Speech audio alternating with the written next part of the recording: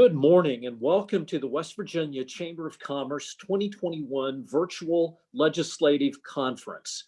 My name is Steve Roberts, and I have the honor and privilege to work with not only a fine staff, but the great members representing the business community of West Virginia. We have a super crowd turning in this morning for today's event. We have multiple hundreds of people on this call. And I'm pleased to be joined today by our governor, Governor Jim Justice, the president of the Senate, Senator Craig Blair, Speaker of the House, Roger Hanshaw, and several key legislative leaders who will be helping to guide and provide leadership in the 2021 session of the West Virginia Legislature.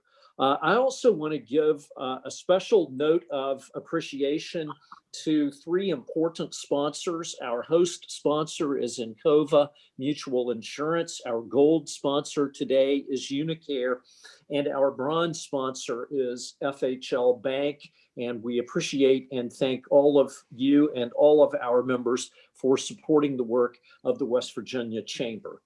I want to remind all of the people on this call that we have the option for some question and answer with today's guests. If you have a question you would like to ask, please type it into the Q&A box at the bottom of your screen, and we're going to do our best to get to as many of those questions as we can.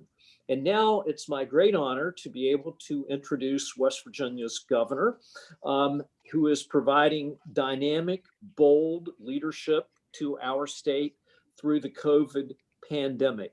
Governor Jim Justice was first elected governor of West Virginia in 2016. Before becoming governor, Governor Justice was the CEO of 102 different companies. He rescued the Greenbrier Resort from bankruptcy in 2009 and has brought major events and professional sports training camps to that world-famous facility. When the COVID-19 pandemic reached West Virginia's borders in March of last year, Governor Justice assembled and continues to lead a top-notch team that provides steady leadership throughout the COVID crisis. As a testament to his good work, West Virginia has been recognized as a leader throughout the nation in terms of vaccinating our citizens against the coronavirus. Governor Justice was reelected to a second term by an overwhelming margin this past November, carrying all 55 of our state's counties. Governor Justice, we thank you for being with us today, and I'm eager to turn this platform and this microphone over to you. But I want to say, I want to point to three things that I think we should all express appreciation to you and our legislative leaders for accomplishing. I know on behalf of the many members of the West Virginia Chamber, we want to get this said. Number one and foremost, and I alluded to it earlier, thank you to your leadership and to the leadership of our West Virginia legislature and all those who are making West Virginia really a leader in getting people vaccinated against the COVID crisis. I can tell you, I get phone calls from all over the country asking us how we're doing it in West Virginia. Why is it, what are we doing and how are we doing that is placing us in the lead? And I tell them it's about our leadership and the bold and decisive strokes that have been taken by our leaders to not only protect us from the virus, but get as many people as possible vaccinated. But I'd like to go a little farther than that. West Virginia also has an unemployment rate that is below the national average. And we want to be able to continue to talk about that. We think that's because of the work that you and legislative leaders have done to repair our state's business climate. And we want to acknowledge the success that is being shown. Finally, I want to point to one other number that I want us to always be able to talk about, and that is our workforce participation rate, which has improved every year since 2016. So Governor Justice, we are extremely glad to welcome you to today's presentation. I'm going to stop talking so that the people here can hear from you. And so I'm now turning the program over to Governor Jim Justice, who will be followed by legislative leaders. Governor Justice, thank you for joining us. We look forward to your remarks and thank you for agreeing to take some questions this morning. Governor Justice, you're on. Thank you. Steve, thank you so much. You know, it's a real pleasure to always be with all of y'all. You know, I truly mean this from the bottom of my heart. You know, when we all pull the rope together, we can do amazing, amazing things. And that's what's happening all across our state right now.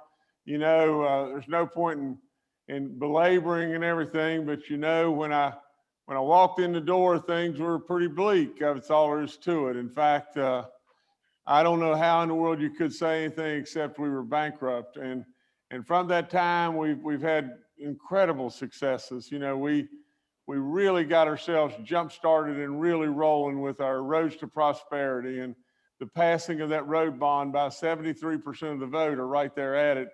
It was an amazing deal and everything, but the people of West Virginia spoke up. The people wanted to move. And with all that, all the businesses and all the different people that are on this call and with you today, it is amazing just exactly what's happened. You know, we decided to make education our centerpiece and help our vets and help our seniors and do the right things. But along the way, West Virginia started to grab hold and the image started to change. The number one thing, the image started to change. And with all that, off we went. Now, where are we going from here? You know, let's just think about just this.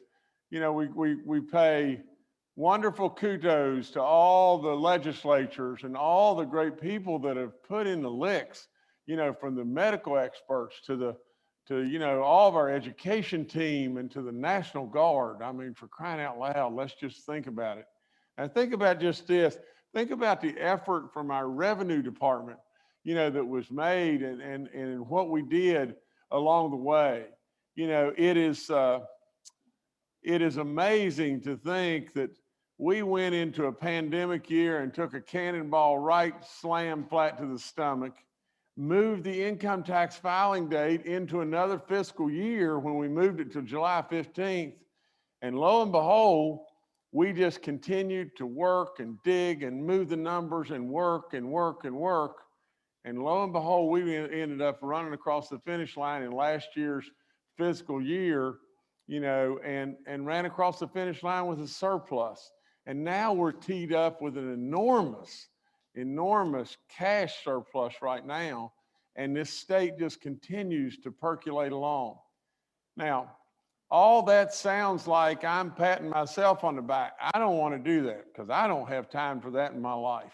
You know, really and truly, I owe so much credit to you, to our legislators, to all the people of this great state.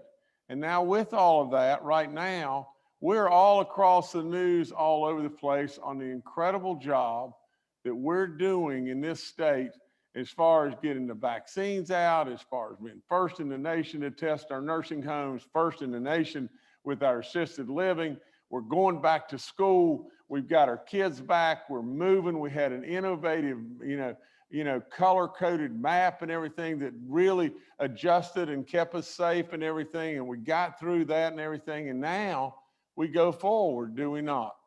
All of a sudden, lo and behold, little old West Virginia, the poorest state, the most backward state in every way. Now that little old pitiful West Virginia is leading the nation, and it has become the diamond in the rough that we've all missed. The diamond in the rough that we've all missed. And with all of that, we're trying with all in us to drive people to West Virginia. Now, the last thing I'll say, and then I'll answer any questions that you may have, is just this. I am making a real big push, as with the legislature, a big push to eliminate our state income tax. Now, it is very, very difficult to do, and you just can't do it just boom and everything. But if we put a stake in the sand that that's where we're going to move, we will be the most northerly state to the population of this country. And absolutely, I believe with all in me, if we don't do it, we'll regret this for a long, long time. It's a bold, bold move, and it takes a big step a big, big, big, big step. And it'll take all of us working together to pull it off. But let me just say just this, and then I'll take the questions. I really believe this, everybody. I believe that really if we just sit back and do nothing, we're going to ride through. And from my standpoint, you know, I'll ride off into the sunset and things will be good. And really history will report, you know, that I walked in the door and things were pretty tough. And lo and behold, all the accomplishments are unbelievable. But you know what? If we don't make this move on the chessboard right now, in my opinion, West Virginia will always be West Virginia. The West Virginia of old. It will be that forevermore. We have an opportunity here to absolutely really knock it out of the park. We're poised in every way. The legislature's working with me. And again, right as soon as I get through with this call, I'll be with the legislature again. I can assure you that we will absolutely do this only with prudence, not with abandoned risks that are just, you know, out of control. There's no way. It's a big step. It's a bold step. It's really what you elected me for.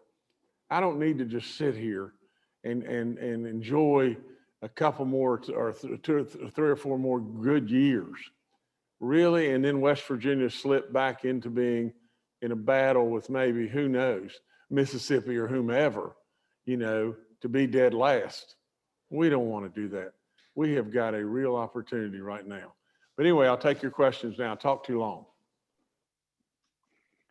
Governor, this is Brian Dayton with the Chamber again. Thank you so much for being with us today. We do have several questions in the queue. The first one, you know, we're getting so much positive attention in the media right now about how well we are vaccinating our citizens. So the first part of the question was just a thank you for your leadership on this subject. But the second part is, what can we do as the Chamber and as the employer community in West Virginia to help increase vaccinations throughout the state? Well, the number one thing is we just got to get more vaccines. I mean, it's just as simple as that. You know, the great National Guard and all of our DHHR and all of our health departments and all the people that are pulling the rope in this deal and everything from Dr. Hanshaw to Dr. Marsh and on. You know, I say this comically, but I've had to push them and they know that. And really and truly, I really pushed them. But really, on top of all that, they are my safeguard. They're the group that really, you know, guides us with the science and the medicine. Now, if we'll just step back and just think just a second about this, you know, and I've told people this a bunch of times, and I hope I'll be able to tell this quickly. But there was one day, when we had to make a decision on going back to school from our 8th graders on down through elementary school. We had to make a decision that one day to pivot and give real hope to our elderly people, that they were sitting on the sidelines and knowing they were going to be on the sidelines until probably April, and knowing that if they got this, they didn't have much of a chance maybe of living, you know. And you talk about hopelessness. I mean, I'm telling you, our elderly people were really afraid. And so on that day, we decided to go back to school, did we not? We decided to give hope to our elderly, did we not? And on top of that, the biggest thing that we did, and I told our great general and I told our great coronavirus czar, I said, your butt's in a ringer right now and you don't even know it. And they looked at me like I was crazy because they said, Governor, you know, we're leading the nation at 47 point whatever percent of the vaccines that we've gotten in people's arms. I said, let me tell you, the biggest thing you should be afraid of right now is on the door. And they said, well, what do you mean? And I said, that's what's going to happen. You're going to open the door and there's going to be a little 19-year-old guardsman there that's going to be standing there, and male or female, and he or she is going to say, guys, there's a truck out here that's got 92,000 of these vaccines in it, and our warehouse is filled up. I don't know where we can put them. And then everybody just stopped. And everybody just paused because everybody got it at that point in time. That's what happened to our nation. Our nation was trying to figure out a system on how to administer this. And while they were figuring out a system, all these vaccines were in a warehouse somewhere. Well, now our nation is cranking, and we're really cranking. But that's where we led the way, right there. Now, at the end of the day, I think that our people have got this. And what you can do as businesses to help them is just support them and be appreciative of what they're trying to do. And any way you can express your concerns to our congressmen and women or our senators, please do so, to push them in every way to try to get us more vaccines. You know, if we had an unlimited supply of vaccines, and I know it's January the 27th, but if we had an unlimited supply of vaccines, we'd have every single person in this state, 65 and older, vaccinated by February the 7th. Now you think about that. That is almost impossible to believe. But do you know one other thing real quick? And that is just this. Do you know, day before yesterday, we had 106.4% of the vaccines that we have gotten in somebody's arm. And how did we do that? There's there's just more vaccines in the vials. And so we've been able, but we haven't had one thing go to waste, and we're getting it in people's arms. Well, thank you, Governor. And we, again, certainly appreciate your leadership and just how well the rollout has gone so far and the need for additional vaccines. We're getting several questions coming in about the income tax. I know that's certainly something we've been hearing about for a while. You know, what's your vision on how we begin to phase that out, kind of the time and what revenue replacements may be needed, to make this change in West Virginia? Well, I don't want to get into specifics and everything and go through everything because I'm meeting again with the leadership in the House and the Senate in just a few minutes and everything. We've already had wonderful, productive discussions and everything. But let me just say this. Here's the whole key. If we're able to pull this off, we've got to pull it off in 3 or 4 years as far as the elimination part. We've got to let the growth help us along the way. And we can't just cannonball in the pool and say it's done, but with all of that, if we put this thing on a timeline to do it over 15 years or make incredibly bad, tough cuts and everything, neither one of those are going to work, especially with me, because to give you a perfect example, maybe we could come up and say, well, WVU, we send them $125 million a year. We'll just cut that out. Are you kidding me? Really? Are you kidding? That's impossible. We can't do that. That's just impossible. And so we can't we can't cut our way to success with this, but we can tier our way to success. Meaning, what we're going to have to do is just not take the whole bite in one bite. But we've got to do it fast enough that the outside world knows that we're getting rid of our income tax in West Virginia.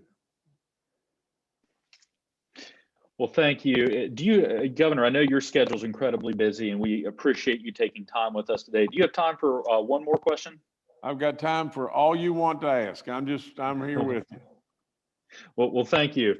A couple months ago, we saw some just fantastic news in West Virginia about Virgin Hyperloop.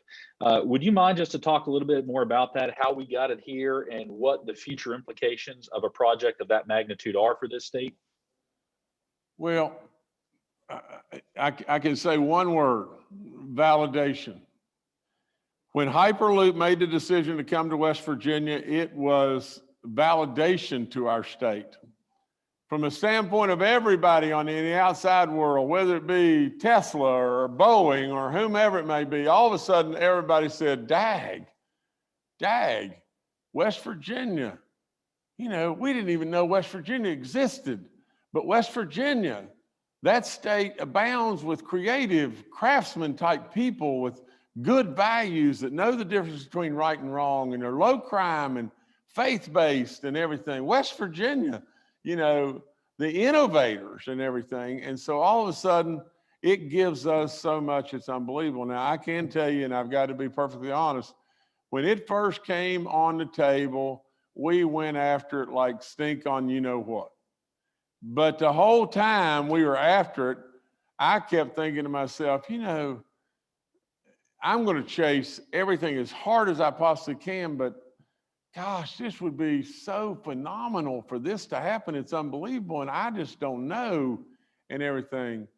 And I got to give a lot of credit to the break areas of the world and all of our team, because they believed and they just kept digging and digging and digging, and me too. But I really and truly mean this when I say that people all around me made incredible licks, and General Hoyer and all the people that just really, really bared down really hard on this. So I know I'm forgetting names, but all of y'all that, you know, worked it so hard, from the people that work in my administration here and all that, and the people, you know, just that pulled the rope and commerce and everything. It's amazing feat. And what it can be is, it can be an incredible influx of jobs. It can be an incredible, you know, influx of opportunity from the standpoint of just who we are now in West Virginia. And I mean, you know, I really believe that it's going to really move the needle. And that's what we want to keep doing. As we keep moving the needle, more and more people are going to come, you know, and more and more opportunities. And, you know, I'll leave you with just this. Everybody says, well, Governor, where do you think we're going to be in 20 years? And I'll just say just this. I believe in 20 years, we're going to have all the stuff, the good stuff that other states had that we never had. And we're not going to have the bad stuff that a lot of them have that we don't want.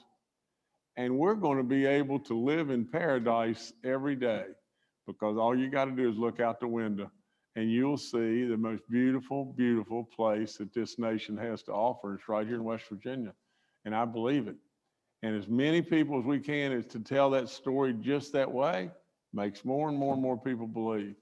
But I'm all in. You can tell where my passion is.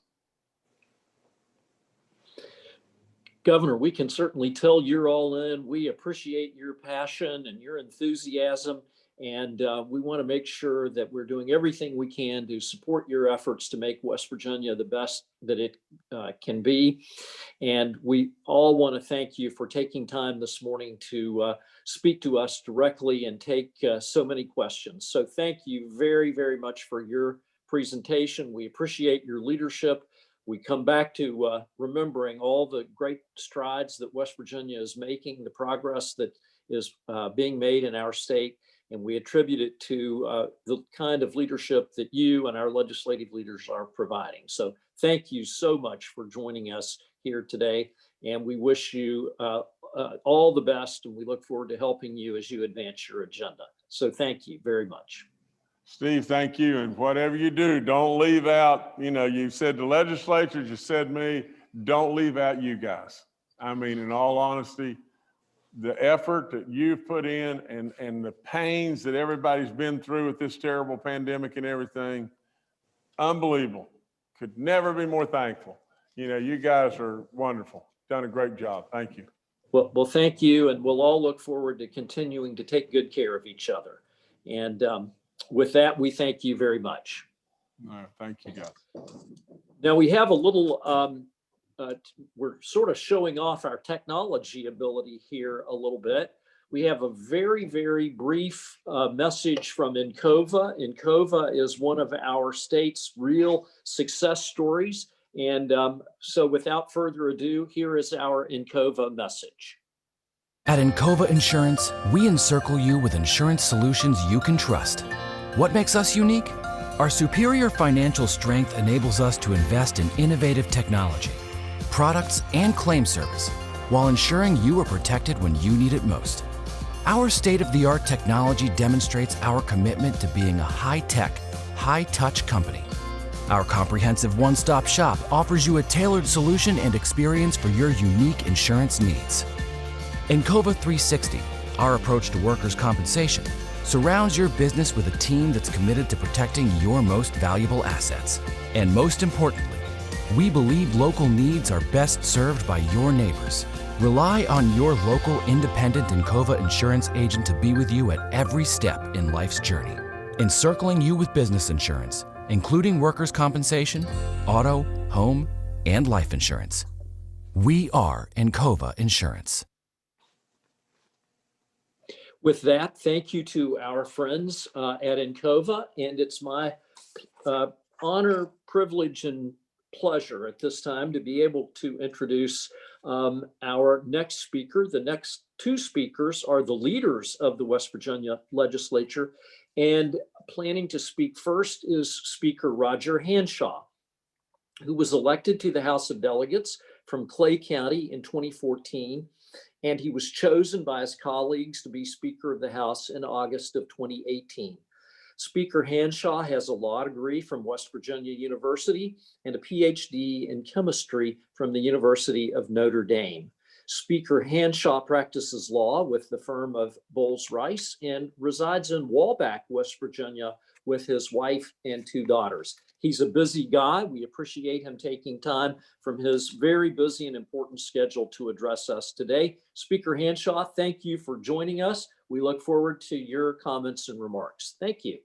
Steve, thank you. And I appreciate everyone who's made time to get on this webinar this morning. You know, it's the high season now as we prepare to get ready for the 2021 regular session. And it's incredibly valuable when we have opportunities like this to engage with people who are actually employing West Virginians, who are actually putting people to work and giving people what they need to provide for their families here in our state and make it easier to just simply choose West Virginia as your home. I've done a number of these presentations over the past couple of weeks, and the conversation always turns to what are the goals of the legislature for 2021? What are some of my personal goals? What are the goals of some of our members? And I think I can safely speak for almost all 100 members of the legislature when I say that our principal objective is simply putting people to work, helping make it easier for companies to choose West Virginia as the place to start and grow a business, helping make it easier for people who want to be entrepreneurs to start a business here in West Virginia and grow it into something incredible right here in the Mountain State, and just simply make it easier to choose West Virginia. I know that the comments the governor made just a moment ago sort of set the stage for what Senate President Blair and I are here to talk about next, and that is what do we plan to champion in the 2021 regular session? What do we plan to advance in terms of legislative priorities? And I think you'll see that most of those priorities are geared around those themes of putting people to work, making sure that we're creating an environment here in West Virginia that is as hospitable as we can make it for people who want to put people on a payroll to start and grow a business here. That includes some really high profile things. We Senator President Blair, who's coming up next, and I spend every conversation we have and every opportunity we have to be at a microphone talking about the importance of internet expansion and broadband connectivity in West Virginia. If the past year has taught us anything, it is that remote work is here to stay, that we as a society and we as an economy are not likely to go back to where we were in March of 2020. We've for so many employers, we have crossed the threshold now of remote working. And we think that here in West Virginia, that is a strength that we need to double down on and play up as hard as we can play it. And that is that we are a great place to live. We are a wonderful place for people to locate who have the capacity to work remotely. But we can only expect people to do that if we've given them adequate connectivity to be able to do their jobs remotely. So you'll see a number of proposals from both the administration and both houses of the legislature this year geared around additional broadband expansion. We've learned from the past 10 months, we've learned that we can't take our foot off the gas in terms of broadband expansion. It has to be our number one priority. There's not a choice now. The economy has made that decision for us. It must be our number one priority. We know that for employers, one of the biggest threats we have looming out there now is what does the post-pandemic world look like? What does it look like for employers after this crisis has moved on and we've gotten back to some semblance of normalcy? And that includes liability for coronavirus infections that have happened in the workplace. A number of states throughout the nation now have begun to take up coronavirus liability protection shields for employers. We're actively looking at a number of draft pieces of legislation that have come across our desks for some COVID liability protection for employers. We expect to advance a version of one of those bills out of the legislature pretty early on this year in the session. We also know that putting people to work in West Virginia and creating job opportunities for our citizens means playing to our strengths. It means making sure that we're doubling down on those things that we know we do well here in West Virginia. One of those is provide opportunities for outdoor recreation. We know that if a technology company leaves Silicon Valley and stays in the domestic United States, the number one place where it outsources is Boulder, Colorado. And if you read the tech magazines and look at the data, one of the driving factors of that decision-making process is proximity to outdoor recreation. Well, we here in West Virginia take for granted our proximity to wonderful, incredible outdoor recreation opportunities. The rest of the world has begun to notice it, but we here in West Virginia at home have taken for granted the scope and magnitude of our outdoor recreation opportunities. The governor didn't announce it this morning, and I won't steal his thunder by announcing his plan to elevate the scope and role of tourism and outdoor recreation in our economy until we get to the regular session. But you'll see us move on a proposal that raises the profile of tourism and outdoor recreation here in West Virginia. A number of folks who employ our citizens have been talking over the course of the last 9 months about the governor's actions to roll back certain regulation and certain rules and restrictions on the conduct of business through certain executive orders. And we have also taken notice of that in the legislature. And we all noticed that the governor made some good decisions and the sky didn't fall. And we know now that if business has been able to operate over the course of the past 10 months in the face of some additional rollbacks in regulation and limitations on business without adverse consequences, that those rollbacks ought to be made permanent. If we've been able to let down barriers to entry in certain occupations and professions and the sky didn't fall, then those barriers to entry to those occupations ought to be removed permanently. So we intend to make permanent some of the changes that the governor did through executive order this year. We've talked about those, and we expect to make permanent some of those changes. One obvious example of that is the expansion of telehealth practices here in West Virginia. We know that since people have been unable to get out and actually travel much over the course of the past 10 months to visit physicians, go to primary healthcare providers, the rise to prominence of telehealth services in West Virginia has really has gone like we've never seen before. It ties in quite well to our overall initiative with broadband expansion in our state, but we know that people are accessing telehealth services in our state now to an extent greater than they ever have before. We need to make sure that's permanent. We intend to make sure that the barriers to telehealth services in West Virginia are as low as we can make them this year. We know that there are a number of public school systems in West Virginia which have struggled. We know that over the course of the past 10 months, the impact of this coronavirus pandemic has been felt by our public educators, our school children, our service personnel, all the families impacted by public education in West Virginia, perhaps to a greater extent than almost any other sector of our economy and our society. I know I have 2 children, and the impact of remote learning has been real. We've even noticed it in our own home. So we the legislature expect that there'll be some tweaks to to various parts of the public education system based upon impact or based upon information that we've received back from public educators, from students, from administrators, from parents, all across the spectrum. There are things we have learned from this coronavirus pandemic about how we deliver public education in West Virginia, and we need to be responsive to that, and we expect that we will. Taxes is the concept of taxes is right at the top of the list that everyone's talking about as we head into this legislative session. The governor talked in his opening comments about opportunities to make a movement to either repeal or reduce the personal income tax in West Virginia. We know that in states that have no personal income tax, the expansion of the economy and perhaps more importantly, the expansion of the population base is demonstrable. We've taken note of that, and that's what's driving our discussion now about whether there exists an opportunity for West Virginia to join I believe it's 9 states now that don't have a personal income tax. The path to that's not certain yet. We're following the governor's lead on what that path looks like, but know that all parties are talking every week, in fact, every day, about what strategy we can deploy to put West Virginia on that list of states. I'm gonna stop right there and let President Blair take it from here. And then after he finishes, perhaps he and I can field your questions.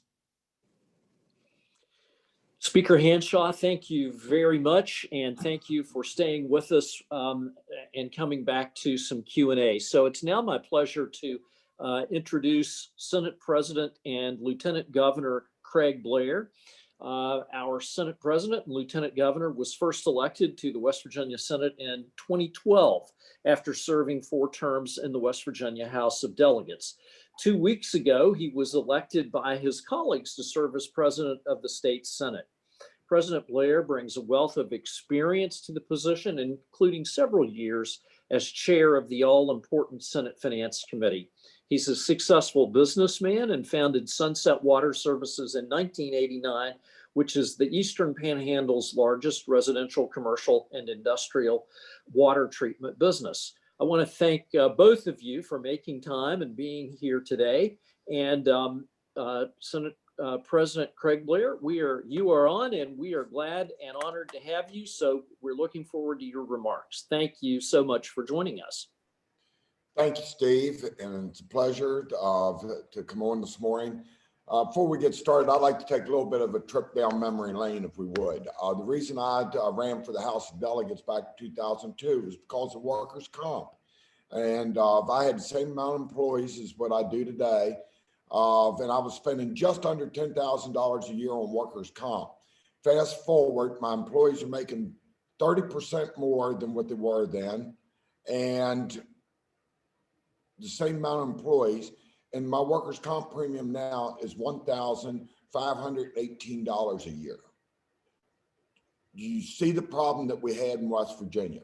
We fixed that. We did pension reforms. We did some tax reforms.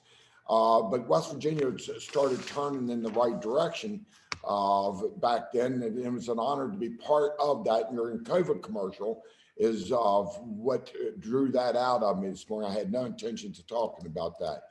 There was a seismic shift then in 2014 when the Republicans become the majority. And the reason I'm bringing that up, the median income for family income in 2015 was $42,019, and now it's $48,850 as of 2019. That's $6,831 more a year for a per family income. It's actually $5,216 more per capita. That's a big deal. That's an indicator of a growing economy in the state of West Virginia. And our goal is to press down on the accelerator and to be able to do more for our people and our businesses in the state of West Virginia. And we're doing that. We're working together. The governor alluded to it. The speaker did as well. Well, and I'd like to applaud the executive and the House and the Senate, all three, for working together and taking this opportunity that we have before us now with supermajorities to be able to really mash down on an accelerator, especially on tax reform and broadband. The speaker alluded to many other things, and I see that Patricia Rucker and Eric Tarr, the finance chair and education chair, is going to be on. So I'm not going to go into any of the details on that. But I want to talk about broadband for a minute.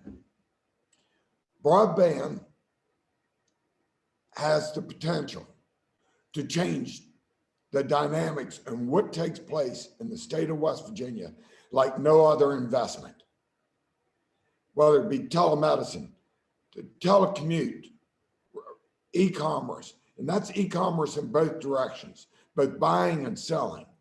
The economic development. Businesses will not locate the state unless they've got fiber on the pole broadband.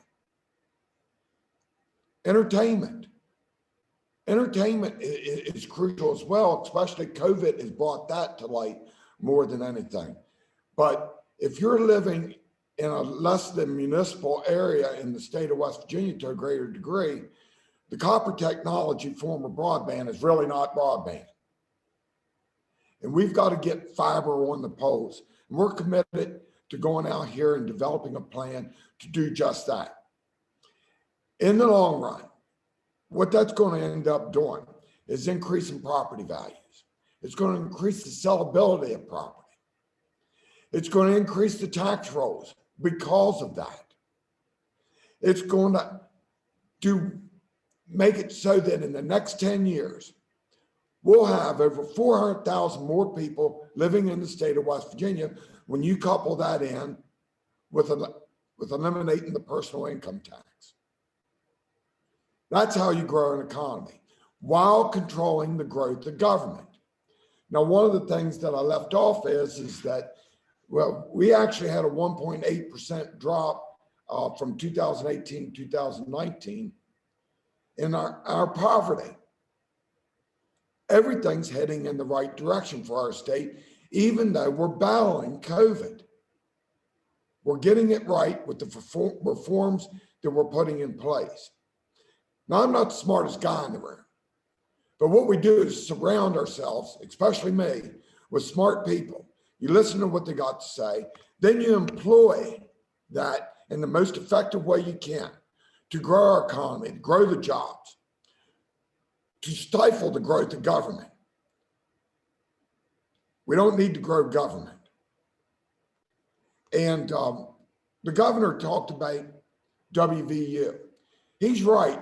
We don't need to go in and take a cut at WVU. But what we should be doing is looking at WVU and say, what is statutorily keeping you from doing this or that in a more cost-effective, efficient, productive manner? And let them come back to us and we make those changes statutorily so that we can cut some of the strings of government and set them free to be even more prosperous. That applies to every agency, every school system, virtually anybody that draws money out of the general revenue budget in the state of West Virginia. And the reason I bring this up, because we want that feedback. As we go through the personal income tax, we want to work with everyone and find these efficiencies and make West Virginia, as I said earlier, press down on that accelerator, but make West Virginia grow at the fastest rate possible and make it so that our citizens have a state that they can be prouder of. Notice I didn't say proud, I said prouder, because most West Virginians right now are very proud of our state, but it's time for us to make it even better for them. I'm going to go back on broadband one more second too, because I left something off. If you have fiber on the poles, because of our terrain, it's difficult to have cellular everywhere, but you will be able to have 5G technology on the poles in the hollows where the mountains are down, where you have some population density there. And so we don't want to leave that out because when people come to tour our state, they're expecting the broadband services, the 5G, and the entertainment that we can provide. With that said, thank you for having me on this morning. Look forward to going into this session. We're going to make a difference working together as a team. Well, Mr. President, Mr. Speaker, thank you both so much. We have several questions in the queue right now. Unfortunately, I don't think we'll have time to get to all of them, but I want to go back to broadband because that's been a theme from both of you. And we have just seen, it's always been important, but certainly the pandemic has made it that much more important to get right in West Virginia. So just a couple aspects on it to drill down. What, if anything, can the legislature do to help monitor deployment of the Rural Digital Opportunity Fund from the FCC? You know, we saw that money come out a couple months ago. The chamber has called for strict scrutiny on how those dollars are deployed. And then secondly, as far as the importance of providing broadband to underserved versus unserved areas, you know, what's your views on that? You want to go first, Brian? I will leave that up to either one of you. So whichever one, I guess, raises their hand first. Okay, I'll go. Is that all right, Roger? Yeah, I think it was a question for you, Mr. President. Okay. First of all, the governor hasn't said it, and the speaker hasn't said it, and he's alluded to it. But one of the things that's going to happen, it looks like, is that we're going to separate out from commerce both tourism and economic development. And when we do that, I think that we're going to see broadband being moved into the economic development portion where it should be. And when that happens, then we're going to be able to monitor much more closely and this governor that we have, when you look at the roads to prosperity and how that was handled, how we drew down even more money from the bond lets that the legislature worked with in the 4 different bond lets, and 3 of them's been out, and we've done well over $100 million additional dollars out of those bond lets. You'll see that same type of behavior take place on whatever we do and decide to do on being able to get broadband on the poles. And we need to get to the underserved and unserved in this state. I don't think there's a lot of emphasis on where we've got the served to be doing more deployments there. It's getting it out into the areas that have, for lack of a better term, copper technology. The copper technology is not working. We need to have fiber on the poles and get them as far out into the state of West Virginia. I would add that if we've got a home that is surrounded, it's in 1 square mile, and there's only one home. That's where the, I'm drawing a blank on the name, the satellite technology Elon Musk that has out there, that will be able to provide it for there, but because it will take time to get it out. But I believe that over the next 2 to 3 to 4 years, that we can make a huge dent along with the RDOF expansion as well. So I hope I answered your question, and Speaker can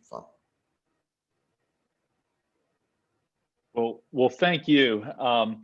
Just to go ahead and shift gears just a little bit, we're, right now with the change in administration at the federal level, and above all energy approach is certainly important to West Virginia. But are there certain things you see need to be done to protect, natural gas, coal, and so forth? Because I think we can all expect some changes coming from the federal government on how they're treated. I'll take that one, Brian. So I think the single most important thing we all have to recognize is that those conversations about energy development and energy regulation in West Virginia almost by their nature inherently become environmental in scope. And I think it's very important that we recognize that federal environmental regulation, federal energy policy regulation is a difficult area for state legislatures to influence. It's set by Congress, it's set by the federal executive agencies through their rulemaking processes, and there's quite a limited role for state legislatures and state regulators to play in that space. Where there is a role for state legislatures and state regulators is in making sure that what we can do here in West Virginia, we're doing to the very best of our ability. We have to make sure that state policy that relates to energy development is the strongest that it can be. So for example, our House and Senate Finance Committees have spent part of we refer to it as the off season, the spring and summer and fall months leading up to this legislative session, looking fairly comprehensively at how we tax mineral assets in West Virginia. Are we actually taxing mineral assets according to the way the law prescribes? Or is the law that's on the books actually reflective of a 21st century economy? Do we have a tax system that's laid out in statute that actually reflects the way mineral assets are viewed by landowners, by mineral owners, by energy developers in the 21st century? And we've concluded there are some changes to be made there. Those are the kind of state level policy changes that we have to be diligent and have to be sure we're making, especially in the face of an environment that may be less friendly at the federal level. Well, thank you. I think we have time maybe for one more question, and just to shift gears completely, this is something that has come up in a few of the questions. We have a lot of people on this call that have business at the Capitol throughout the session. And I know we're heading into our first session with the COVID pandemic, because last year the pandemic really kicked off about a week after session. what do you think the structure of the session is going to be? Access to the Capitol, length of the session, and so forth. And I know it may be still a little bit time off from that, but do you have an idea as of this point? Well, we have a developing idea. Let me put it that way. I think the most important statement to be made here is that everything that I'm about to say could change this afternoon if circumstances warrant that. But at least on the east end of the building in the House of Delegates, we have enacted a mask mandate as a part of our rules for the session. So members and staff who are on the floor of the House during the conduct of business this session will be wearing masks. We have closed our galleries, unfortunately, to visitors this session because we need that space to give people the opportunity to be socially distant. We have designated one of our galleries as the gallery for members who are unable to wear masks because of health considerations or other concerns. We have reserved one of our galleries for the media to make sure that the public still has access to everything going on in our chamber. We've set up the Great Hall on the east end of the building for remote viewing of the proceedings of the House. So we live stream the House every day anyway, but we'll be live streaming it out into the Great Hall for those who happen to be here and actually want to watch our session in real time.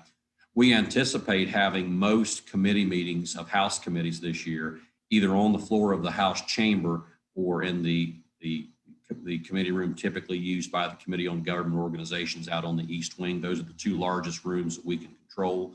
Our committee rooms for the Committee on Judiciary, Finance, and Education, for those who've been in those rooms, they're inherently tight under the best of circumstances. So even under normal operations, those rooms are quite tight, and there's nothing approaching social distancing in those rooms to begin with. So at a minimum, we will do those things regardless of what else happens. We certainly reserve the right to do more if the circumstances warrant that. We're going to do our best this year to make sure that our priority issues are advanced out of the House and Senate and sent to the governor as quickly as we can get them out of the House this year, because the threat of a pandemic outbreak here in the Capitol and shutting down the legislature for a period of time is very real. Those who've worked here for some time know that, again, under the best of circumstances, the Capitol is often a breeding ground for colds and flu and other things during the session anyway. So we're trying to be responsive to that. We've made preparations already, but it's sort of going to be a game day decision. On the Senate side, it's very similar, except for a couple of differences on that is our committee rooms are set up in such a way that we have video and the video now is set up to where we can have people testify from any place in the world in the committees and then we're doing another thing that's different is our members will be able to be in their office and view what's going on and vote from their office during the committee meetings. So that will provide the social distancing that we need in our committee rooms and then on the floor, since there's only 34 of us, we've got some social distancing there. So we'll be able to manage that. And as for the people that, want to be able to contact their legislators, that is going to be readily available as always, whether everybody's staffed up with the secretaries, everybody that knows each other's cell phone numbers. The communication will be there so that we can actually utilize the resources that our communities provide to us or feedback is a better way of putting it, as we work legislation through the process. And we're going to have a rather strong agenda in the very beginning to start with, where we've been working with everyone, and look forward to moving that out in a quick and efficient and productive manner. So and nothing is off the table. We're trying to make so many rules that we can't adjust on that and take advantage if we have improvements or if things go south, that we're able to adjust and still be able to conduct business. Brian, Steve, before we adjourn this portion of our session, I'd like to respond to this question in the chat from Jim Kaufman about recruiting people to West Virginia. May I take just a moment? Wish you would. That would be great. Thank you. Thank you. Folks, I've taken just a moment now to scroll through the attendee list, and of the names I recognize, so many of you on this call today have heard me speak at podiums in rooms before, and normally you'd hear me speak at a podium for this event. But in those comments, you've heard me say, we need your ideas. We need your comments. We need your suggestions on what it takes for your company and your business to hire more people. We are a citizen legislature, and by its very nature, we rely on input from citizens. We rely on input from those who are doing business in West Virginia to tell us how you can do more business in West Virginia, how you can do it better, how you can grow your company here, and what we can do to get the state government out of the way to let you do that. That applies to the question that Mr. Kaufman's posed here in the chat about attracting people to West Virginia. You know, we're going to lose a member of Congress next year, and that's sad. That's sad for a number of reasons. Our influence in the Congress will decrease and diminish by a third, but more importantly is why that's the case. That's the case because people have left our state. People have left West Virginia because they haven't been able to find the opportunities here that are necessary for them to start and grow their business, for their children to stay here, for their families to move back here. And that's what we are about. That is why most of us run for the legislature. That is why most of us seek an opportunity for public service. We want to reverse that trend. But that requires input from people from every corner of our state. That requires everyone on this call who runs a business, everyone who manages a business, everyone who supervises employees, thinking creatively about what it takes to locate more of your employees from your offices around the country and around the world back to West Virginia. What does it take to move the back end operations of your company from Midtown Manhattan to Lately Tower in Charleston? What does it take to move your computer programmers from San Francisco, California to an office space in Morgantown? What does it take to relocate someone from London to Martinsburg? And there are answers to those questions. There are things that West Virginia does now and can do better if we have input and we know how to do it. The input that we seek is very real, and it's very specific, and we need it from you, because we need to know in your specific situation, for your company, for your business, for your employees, what has to be available for them to leave Midtown Manhattan and begin to do their job from Lately Tower. What does it take to move your computer programmers from Denver or Austin and have them do that in an office building near the Evansdale campus in Morgantown? We don't know the answer to those questions. We sit in Charleston very eager and very willing to pass every piece of legislation we can find, every proposal you can bring us to make those changes, but we don't know what they are until you tell us. Thanks. I'm glad you took the time to say that, Speaker Hanshaw. And I've had, during the time you were speaking, I've had several emojis that show applause and a couple of amens. So we certainly appreciate you for saying that. And by the way, they are continuing to come in. I'm taking my eye off the ball a little bit so that I can read the messages that are coming in.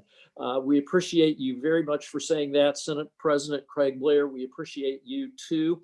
And I'll go back to what I began with, which is to say that some statistics we watch. West Virginia has an unemployment rate below the national average.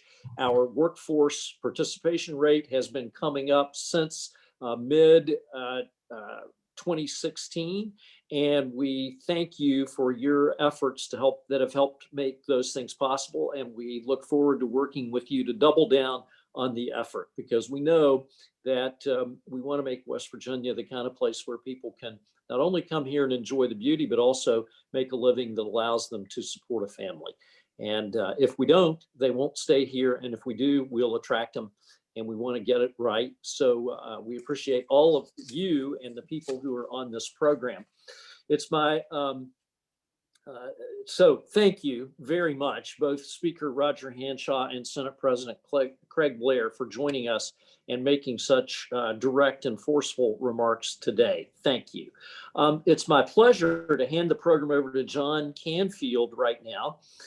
John's company, Unicare, is our gold sponsor. John is no stranger to this group. He served on the Chamber's board of directors for many years, and I'm honored to say that he is a friend and was the Chamber's vice president and counsel from 2016 to 2019. John, we appreciate your strong support for the Chamber as an organization and your willingness to moderate the panel today. And I'm going to turn the program over to you. Thank you, John, and thank you, panelists. And I look forward to the next presentations. Thank you. Great. Thank you, Steve. Appreciate the introduction. As Steve noted, I'm John Canfield with Anthem Unicare. Unicare provides managed healthcare services to thousands of West Virginians in the Medicaid and CHIP program across the state.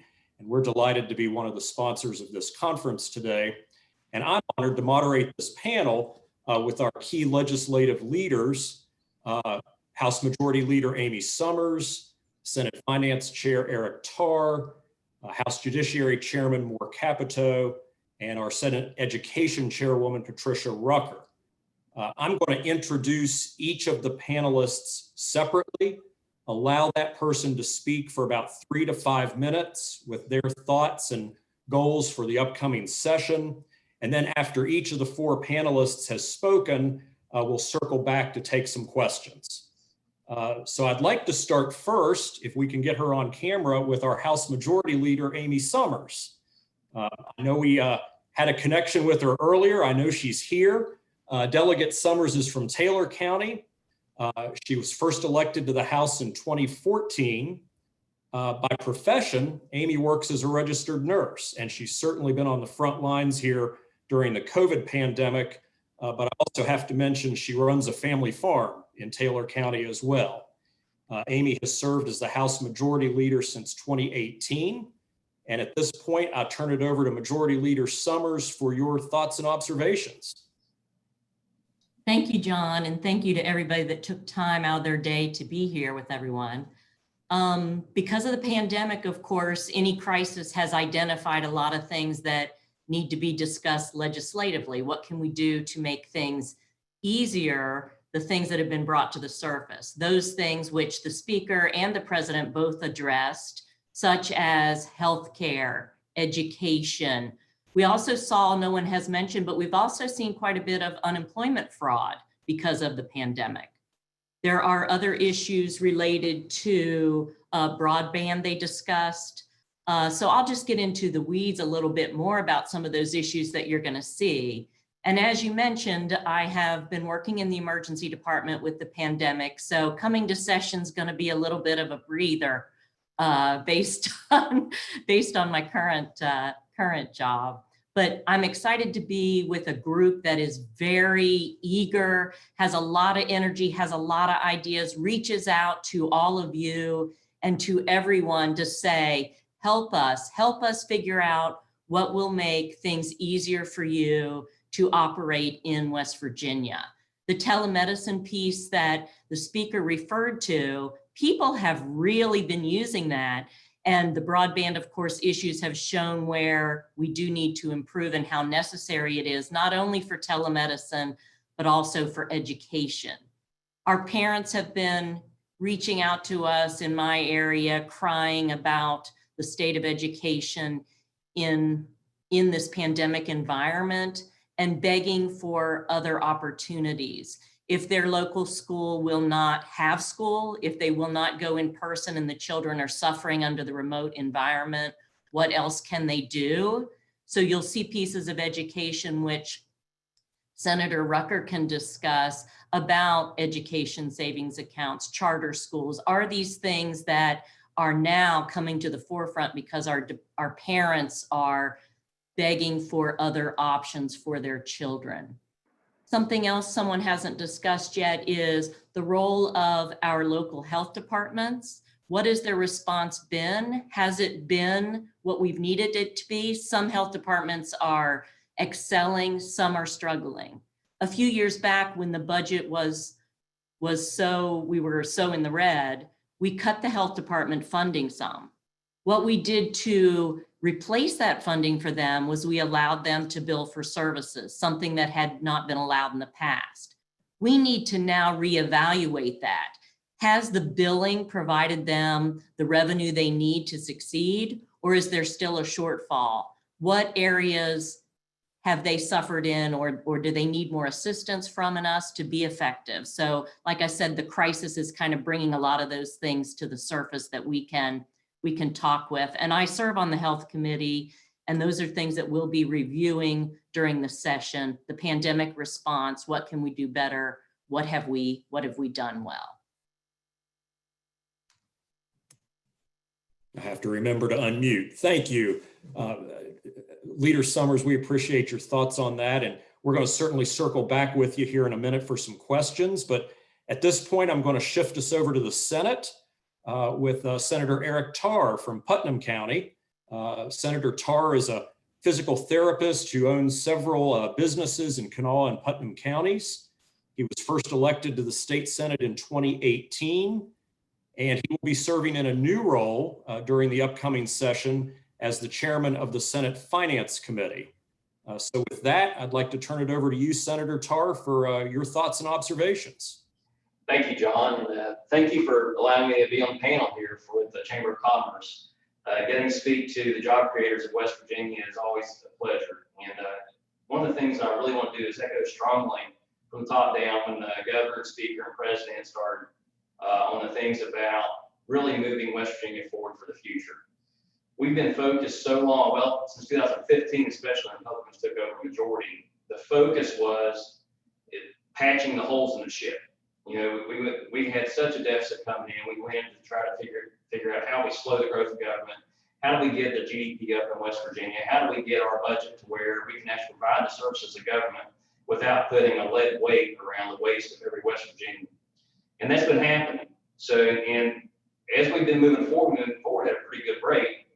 And then with the pandemic coming along, there's things that really bring to light is some of the efforts that we have tried since 2015, how critical some of the efforts that we had that didn't make it all the way across the finish line, or maybe got too watered down getting to the finish line, that we can go back now and say, these are the things that we needed pre-pandemic, and now we've got a supermajority of Republicans who have been supported by the business community of West Virginia that need those things that we've tried to do all along. So we definitely have the wherewithal to do that now, not just by supermajority, but the thing I'm pleased with so much now is how much collaboration there is between the executive branch, the House, and the Senate. There is a true vision for what we need to do to not worry about patching holes so much anymore, but how do we get it to where, why in the world do you not go to West Virginia instead of why do you come to West Virginia? You know, when I was running in 2018, I was on a radio show down in Huntington, and the producer for the radio show was sitting beside me, not the person who was interviewing me. He was 26 years old, married, had a child. And as we're sitting there talking, and we're talking about economics in West Virginia, and as we went to break for a second, he said, Eric, he said, why in the world should I stay in West Virginia? He said, I'm struggling right now to make ends meet to support my family. There's opportunity to go elsewhere. And what I told him at that time, I said, I've got a son that's almost your age. And what I've told him when it was time he went through college and he's trying to figure out what he's going to do. And he's asking me a similar question. I said, you know what? I said, it shouldn't be upon you to try to figure out, why should I stay in West Virginia? It should be upon this legislature and the leadership in West Virginia to make it so that you say, why in the world would I ever leave? So it's, and we have that opportunity now. And some of the things that crisis brings is, one, it brings incredible clarity. The other thing it does, it creates opportunity. The remote workers right now, we know that people that have went into remote working, about 17% prediction of those people who have went into remote working are not going to go back to brick and mortar. So there's new opportunity there. We can chase businesses, and we will continue to chase businesses and create the best working environment in West Virginia for business to come to. There's also opportunity to bring a lot of individuals and their families along with them that are people who are strong earners, who can contribute to the overall economy of West Virginia and can come here and work for their home. But there's things they need to do, things we need to do, to be able to make that so that it's not only just possible for them, but it's the absolute best place in the world to do it from, because that's the reality, is they can do it from anywhere. And, as the governor said earlier, that you can look out your window and see paradise. We know that. We know that there's absolutely no better place in the world to live and raise a family than here in West Virginia. we need to make it to where the economics are that they lift you up as a family so that this is the absolute place to be, irrespective of that. This is a place where you come to succeed. Silicon Valley was that for a while. It doesn't have to be isolated Silicon Valley. So I'm very eager to get moving forward. I think you're going to see a powerful agenda coming from what you would expect from a Republican supermajority in the legislature and a Republican government. Great. Senator Tarr, thank you so much. We appreciate those observations, and likewise, we'll circle back with you here with our question in a few minutes, but sticking with the theme of new chairpersons, and I see his camera's on, I'm going to bounce over to Moore Capito from Kanawha County. Delegate Capito is an attorney practicing here in Charleston. He was first elected to the House in 2016, and he will be serving in a new role this session as the chairman of the House Judiciary Committee. So Moore, we'd appreciate you to weigh in with your thoughts.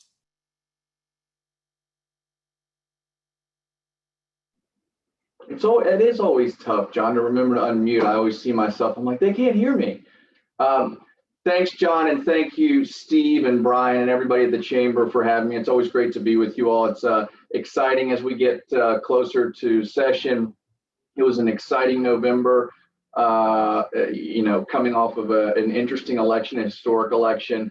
I think, with all of the issues that we're facing in West Virginia, we have a real opportunity here. And I think that, obviously, I think that Leader Summers and that Chairman Tarr have touched on a lot of the major issues. I unfortunately wasn't able to catch the president and the speaker, but I'm sure that we're, what is nice is that I believe that with the utmost confidence that we are probably most likely in both chambers a lot on the same page. And that's a lot more, we've come a long way even since I've been in the House since 2016. But what I'll touch on just briefly, and then I think, Q&A is always more fun in these things, but it's about really focusing on issues that matter.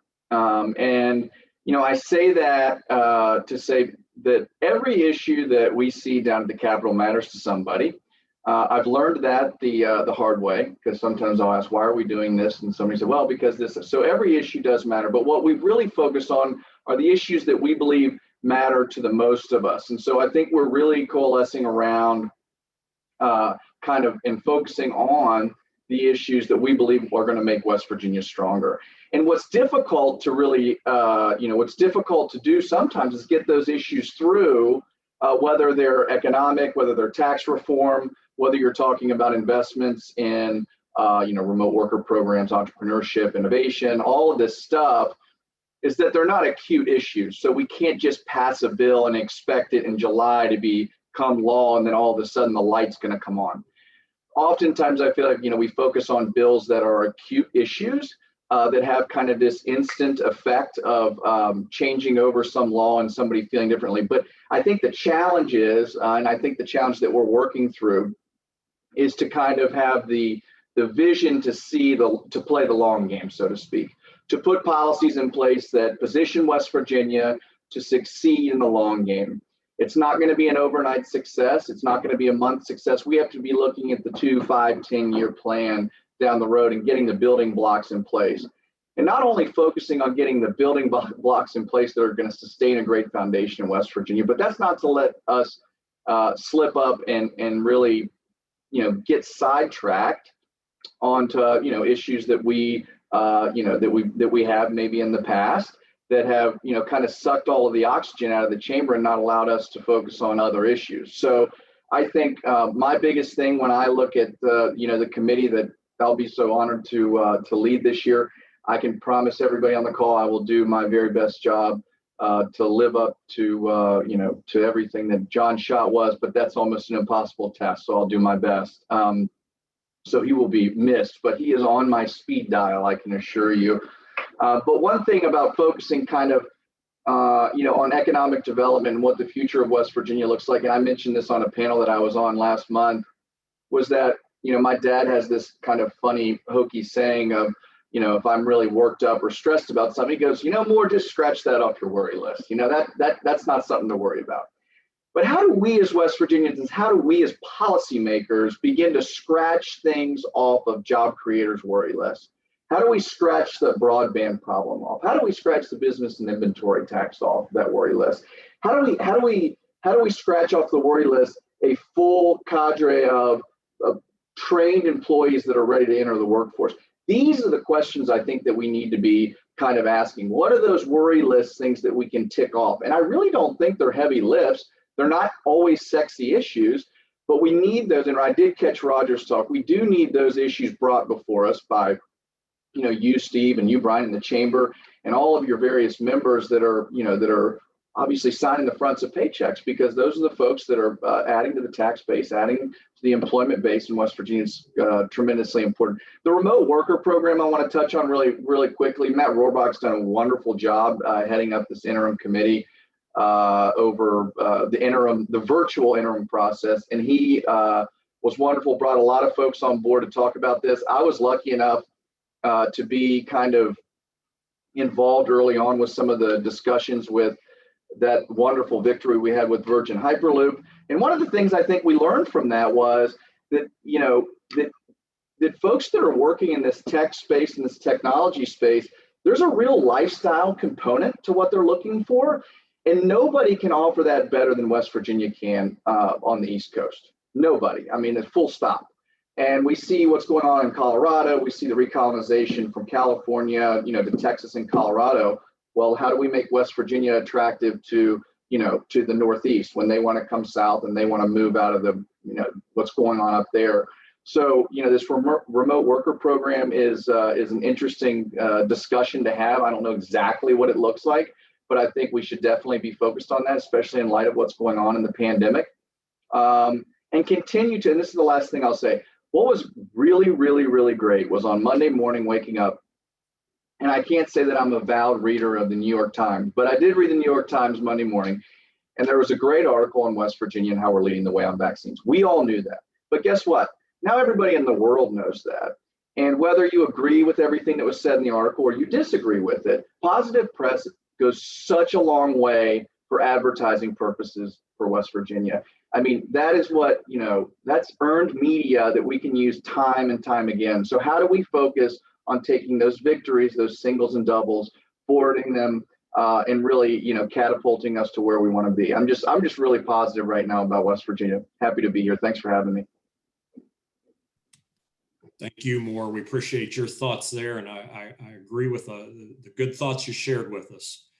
I'm going to go to our final panelist here. On my screen, she's right below me on the Brady Bunch square, Senator Patricia Rucker from Jefferson County. Senator Rucker is a homeschool educator, first elected to the state Senate in 2016, and she has served as the chairwoman of the Senate Education Committee since 2019. This will be her third session in that role. And Senator Rucker, welcome to the panel. Thank you so much. I appreciate it. I certainly hope I'm last but not least. And of course, everyone has, pretty much had wonderful things to say, and I, agree wholeheartedly. One of the things about this session that really has me excited is just the unified vision and the cooperation between I should say the governor, the House, the Senate, and even beyond that, the agencies. I think everyone is really trying to pull in the same direction, and that is just so important for us to actually, be effective in the things we want to do, and finally act on that vision that we all share for improving West Virginia and making it a great place to live and to stay and to grow. So I won't be very long. I think a lot has already been said, and we want to get to at least a few questions. I'll just let folks know my legislative goals and priorities continue to be to give more flexibility and options for students and parents, to remove barriers that are causing the teacher shortage. I really want to increase the efficiency of providing education in West Virginia, both in K-12 and higher ed. And as Senator Blair alluded to, we need to find out what are the things that are causing us to not be as efficient, and what are the things that work and what are the things that are not, and how can we increase the ability to provide more for our kids It's not always money. And we need to find those things and remove the things that are really causing it to not be done well. If anybody was questioning how well we were prepared for the 21st century education, this year has been a testing ground, and it's clear that we have a long way to go. I actually think the legislature showed leadership that 3 years ago we passed mandatory virtual program for the counties and the state to have, but clearly it had not been tested to the degree that it got tested this past year. And we know that there are some failures and things we need to improve on, but there's also been successes. So we need to, of course, look at that and strengthen accountability when it comes to online learning. And again, just have more innovation. Have the broadband is, of course, going to be crucial when it comes to education. But there's just so many things that we are so far behind. And just one example, with the virtual online education, there are states that have had virtual online public charter schools for 20 years. And those states were way ahead and did not have the hiccups and the issues that we had because they had been practicing what works for years.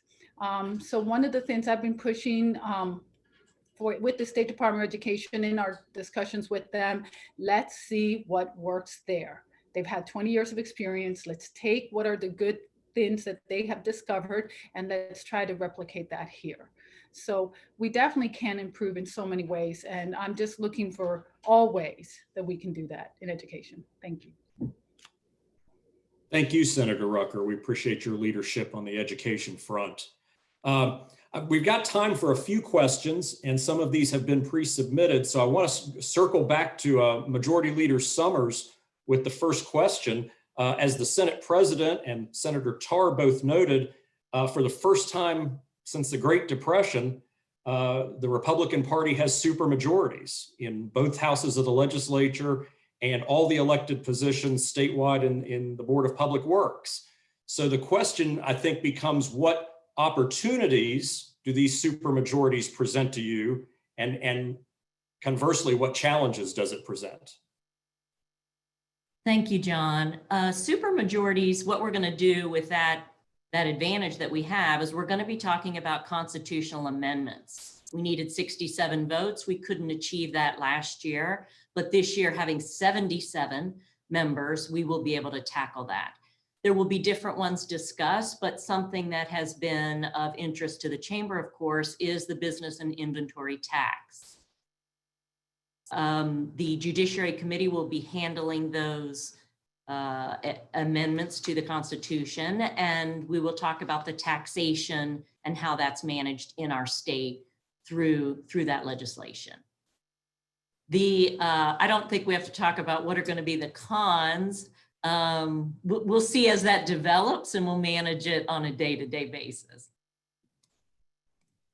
I appreciate that. Thank you. I'd like to bounce with a finance question to Senator Tarr. It's a concern for many of the employers in our chamber community. We saw a significant spike in unemployment earlier in the pandemic. And while federal funds have been used to help cover some of the costs for unemployment benefits for laid off West Virginians, do you have any concerns from the finance side about the health of our unemployment compensation fund? Well, thanks to some strong leadership from the governor's office, and also from Scott Atkins, the director of workforce, and that team, we have a very stable workers' compensation fund. From the CARES Act, there was about $526 million that was put into a trust, and that trust there is an interest-bearing account. And then we were able to get a loan interest-free from the federal government that essentially works like an open-ended line of credit. And from that $526 million trust fund, we can make payments on what we draw on the line of credit. So there's and for the way that it's been even through the pandemic, and then if it gets worse, if it doubles, we're still very much able to handle the workers' compensation, or excuse me, the unemployment demands as far as on the workforce with that funding. So do I have concern? Well, it's always something you have to watch and you have to be forward looking with, but do I feel like we're at risk with it right now? Great, appreciate that. Thank you, Senator. Chairman Capito, I've got a legal reform type question for you. With the pandemic within the business community, we saw a lot of businesses shut down and then have started reopening. And as businesses reopen, trying to follow CDC health guidelines, health department guidelines, there have been concerns about liability issues. Speaker Hanshaw, you may have been on earlier, he mentioned the idea of business liability reforms. Any insight under the appetite of the legislature this year to pass liability reforms to protect employers and businesses from COVID-related litigation? Sure, thanks for the question. You know, if I probably heard one issue stemming from you know, this pandemic more than anything else from business owners has been, you know, has been COVID liability to some degree. And we've learned, especially with the turnover, we've basically learned that the federal government's has abdicated this responsibility to the states. And so it's tremendously important, I think, that we act in some capacity on this matter. I've had conversations with Chairman Trump about this. We've had conversations, and I know in the House and some of our caucuses about this. We have a lot of members that feel very, very strongly. This is really an issue that I want everybody to listen that's on the call if you've been tuning out otherwise. I think it's critically important that we get input from everybody, from all sorts of business owners. I've had various iterations of this bill, concerns from different businesses, because everybody obviously doesn't do the same thing. And I actually had a discussion with Brian the other day. We were talking, we were doing our political wonk out on the phone. And I said, well, you know what, with COVID liability, it seems to me that this seems to be a popular topic.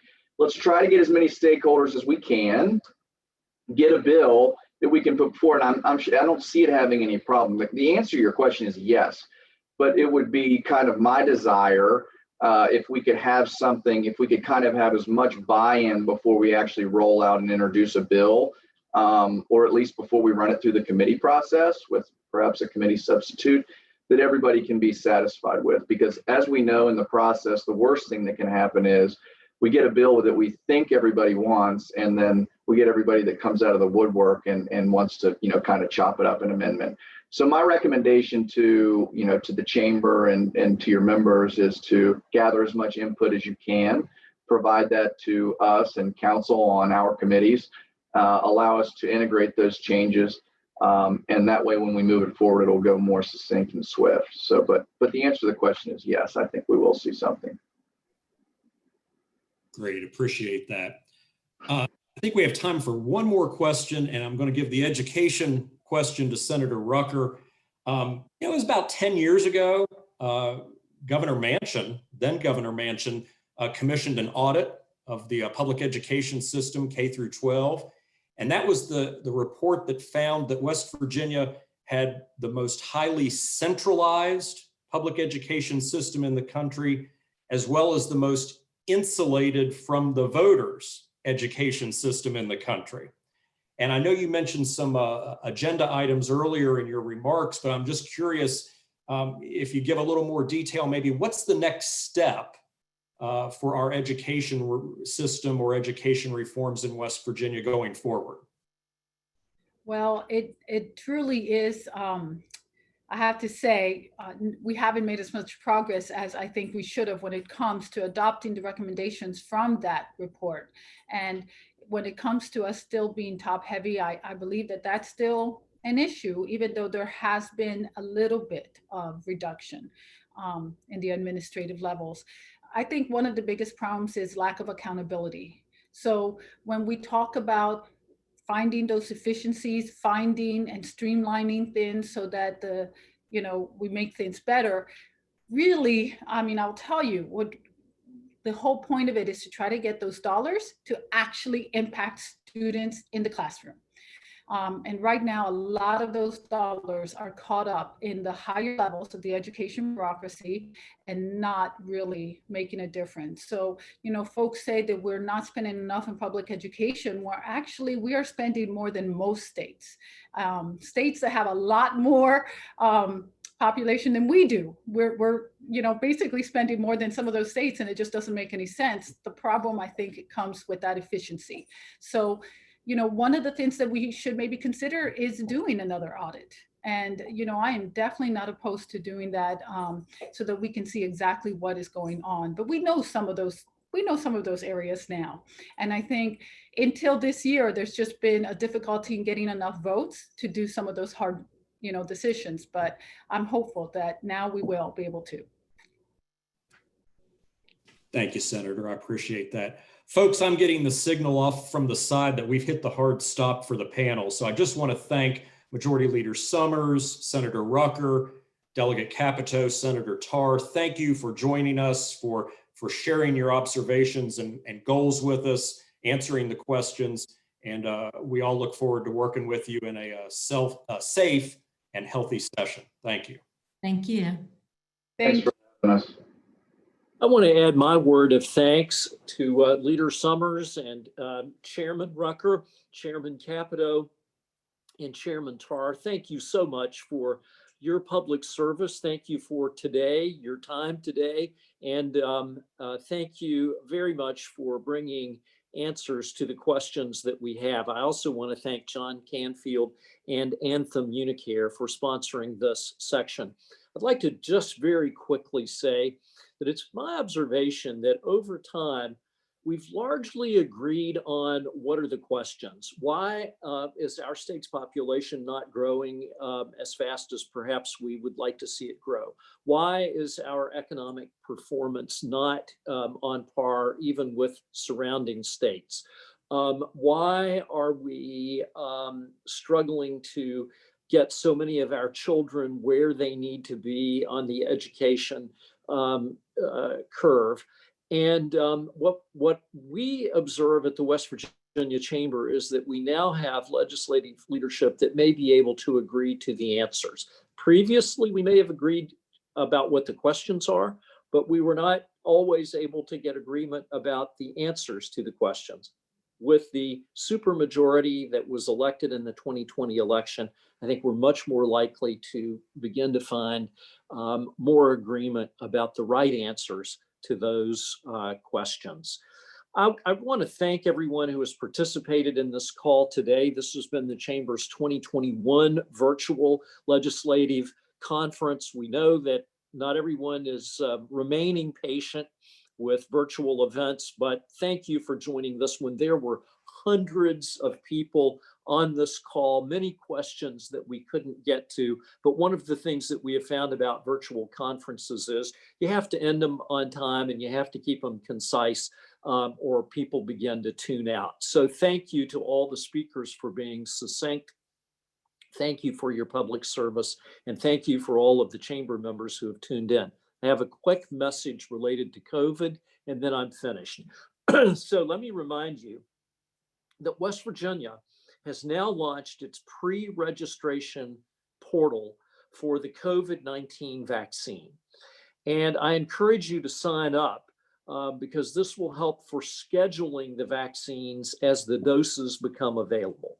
So you can visit www.wvchamber.com. That's the Chamber's website, wvchamber.com, and click on the link to the homepage to sign up. This is courtesy of the West Virginia Department of Health and Human Resources, but it will get you to the right place. And we've tried to make it easy to get as many people signed up and scheduled for vaccines when they become available and appropriate for your particular age group or risk category. So with that, thank you to our sponsors and thank you to all for joining in. Please stay safe, please stay well. And as always, call us, contact us, email us, text us with questions or comments. My very best wishes to all, and thank you for joining us. Goodbye.